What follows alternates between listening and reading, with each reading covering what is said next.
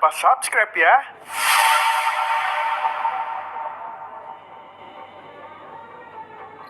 Kevin, Siska, dan Dion adalah konten kreator horor. Karya mereka sudah mempunyai banyak subscriber di YouTube. Minggu ini kita bikin apa lagi ya? Belum ada ide sih. Aku belum pernah cerita ya. Kalau di desaku ada mitos gua angker. Mau nggak bikin konten di sana? Spill dulu dong, angkernya gimana? Jadi, dulu ada orang asing yang datang ke desa. Dia ini seperti pelaku spiritual gitu. Kemudian, dia minta izin masuk ke dalam gua untuk bertapa. Tapi ternyata, di sana ia melakukan ritual sesat. Ia menculik salah satu warga desa dan dijadikan tumbal yang dipersembahkan ke setan junjungannya. Warga desa pun memburu dukun sesat ini. Tapi aneh, beberapa warga yang berusaha menangkapnya tiba-tiba pingsan. Warga desa pun menyerah dan mereka dipaksa mengikuti ritual tumbal manusia setiap tahunnya. Dan korbannya tak lain adalah warga desa itu sendiri yang dipilih oleh si setan. Kenapa warga desa nggak lari aja? Karena jalan keluar desa ditutup secara gaib oleh si dukun. Tapi orang dari luar bisa masuk dan bisa dipastikan orang luar itu akan disekap dan dijadikan tumbal saat ritual tiba. Kok kamu bisa keluar desa? Ya, itu kan dulu. Konon, dukun itu kena serangan jantung. Ia mati, tapi moksa. Jasadnya tidak ditemukan. Tapi, gua itu jadi terkutuk. Siapa yang masuk, tak akan bisa keluar lagi. Itulah kenapa desaku dinamakan Desa Kutuk. Tumbal gitu, tujuannya buat apa sih? Katanya sih, supaya desa selalu subur. Gemari Pak Lojinawi. Oke. Kalau aku sih yes. Kalau kamu gimana, Vin?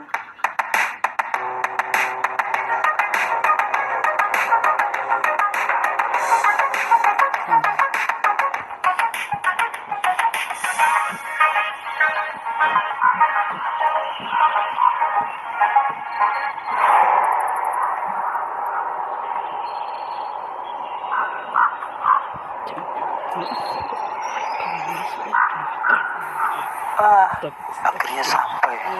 8 jam perjalanan, Bo. Capek. Kita tag di sini, Vin. Oke, aku jelaskan ya. Kita sebenarnya sudah memasuki desa Kutuk dari gapura pertama tadi. Tapi area terkutuk desa ini tuh ada di ujung desa. Makanya ditandai kayak gini. Karena tidak semua orang boleh masuk. Kecuali mereka yang sudah tinggal turun-temurun di area ini. Nah, gua angker itu ada di dalam area ini. Katanya udah nggak terkutuk lagi. Kok orang nggak boleh masuk? Karena area ini dikeramatkan. Hanya yang punya keperluan saja yang boleh. Lagian, siapa sih yang tahu tempat di desa tertinggal kayak gini? Benar-benar tertinggal. Sinyal aja nggak ada. Dah, yuk masuk. Kita jalan kaki dari sini. Mobil aman. Aman.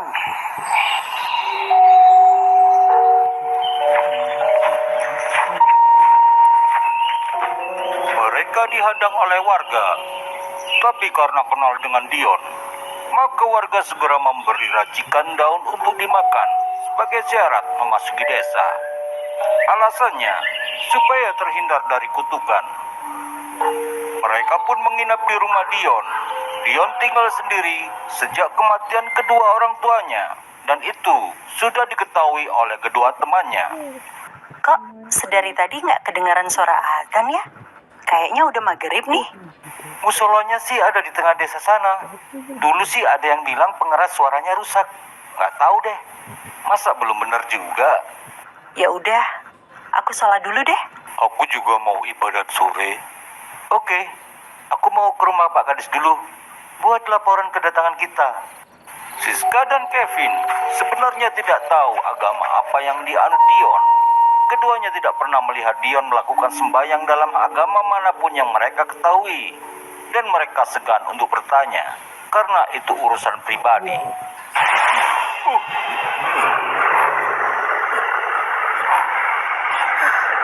Ya Allah. Allahu Akbar. Ya Allah. Tuhan, buatkan aku.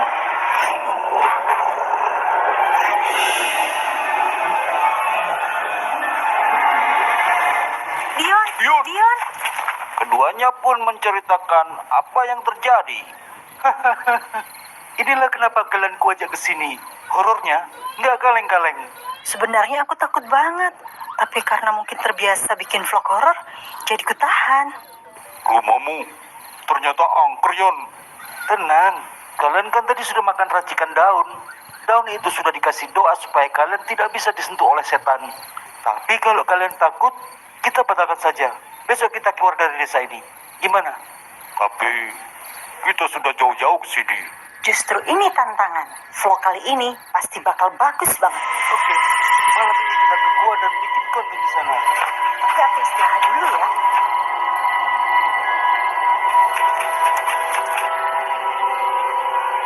Apa? Mereka harusnya sudah pingsan. Iya, Pak.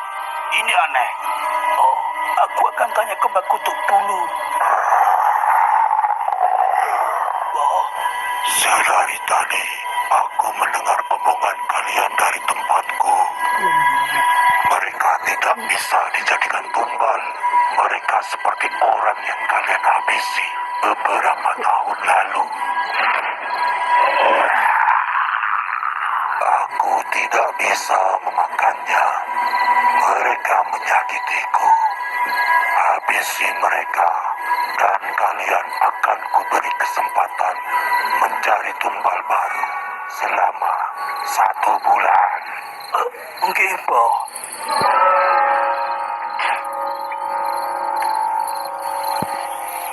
Oke, guys. Kita sekarang menuju ke Gua Kutub.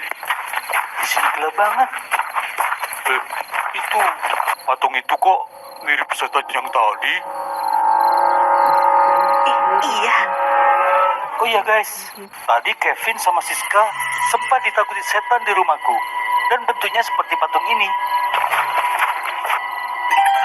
Kamu ngapain? Tradisi orang sini, Sis. Itu guanya. Tuh, lihat guys. Sudah terpasang pelang peringatan dilarang masuk. Gimana? Masuk gak ya? Oke, cut dulu. Ambil nafas dulu. Hawanya nggak enak. Merinding beneran loh. Oke, santai saja. Kita berdoa dulu saja. Hah? Lari! Dion, lari! Dion! Kenapa kamu tidak menangkap mereka? Maaf, Pak. Saya kaget. Saya kira rencananya tidak begini. Sudahlah. Gua itu buntu. Mereka gak akan bisa keluar. Ayo masuk. Bagaimana dengan Dion? Tidak ada pilihan. Kenapa orang itu menyerang kita? Oh, itu ada jalan keluar.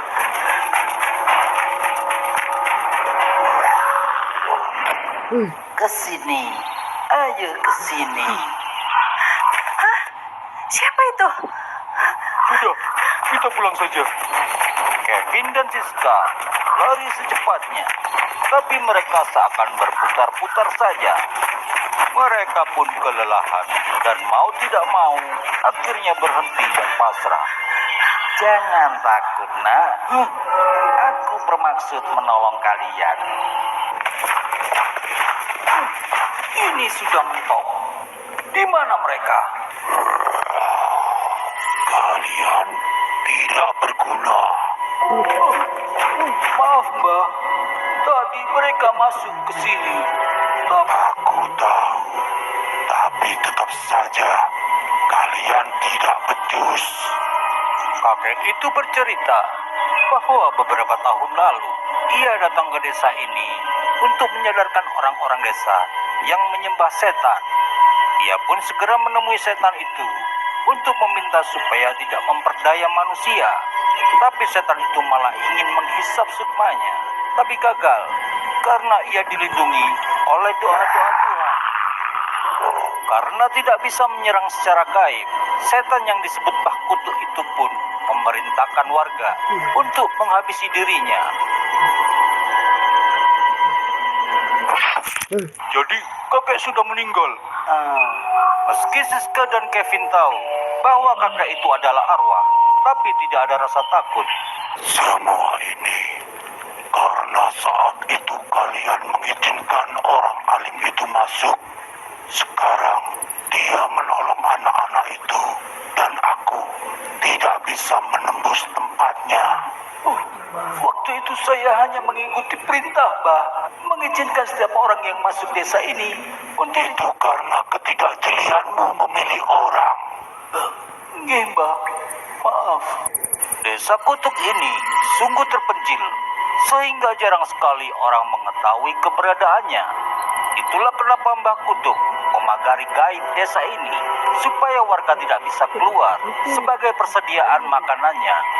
Tetapi orang dari luar bisa memasuki desa, dan itu dianggap sebuah keberuntungan yang langka, yang masuk ke dalam perangkap untuk dijadikan tumbal. Namun sejak kakek alim itu masuk, maka rencana Mbah Kutuk berubah. Ia membuat orang dari luar tidak bisa masuk desa dan memilih salah satu warga yang diberi keistimewaan bisa keluar masuk desa untuk mencari tumbal. Jadi, Dion mengarang cerita untuk mengelabui kami. Jadi Dion mau menumbalkan kami. Jangan takut, nak. Setan itu tidak bisa menyentuh kalian karena kalian anak-anak yang baik, yang rajin bersembahyang. Saya sudah memberitahu Dion tentang syarat-syarat manusia yang bisa menjadi tumbal. Aku sudah beri kesempatan, tapi kalian tidak bisa melaksanakan. Nggih, Mbah. Untuk tumbal tahun ini, kaulah yang akan aku ambil. Karena kau yang bertanggung jawab. Sungguh sebuah kehormatan bagi saya. Terima kasih, Gusti. Saat itu juga, ritual dijalankan. Calon korban diharuskan memakan sebuah racikan daun khusus yang disukai Mbah Kutuk, yang ibaratnya adalah sebuah bumbu untuk melumuri daging yang siap disantap. Kemudian Mbah Kutuk menghisap sukma korban sebagai makanan pembuka yang membuat si korban pingsan, lalu ditaruh di atas altar dan kemudian dicincang.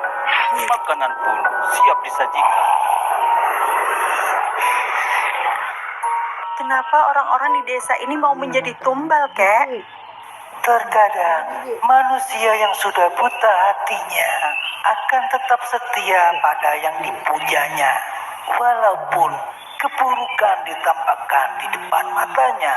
Aku akan tetap di sini untuk berjaga-jaga, menolong orang-orang tak bersalah seperti kalian. Oh, aku rasanya... Kenapa aku tiba-tiba lemas?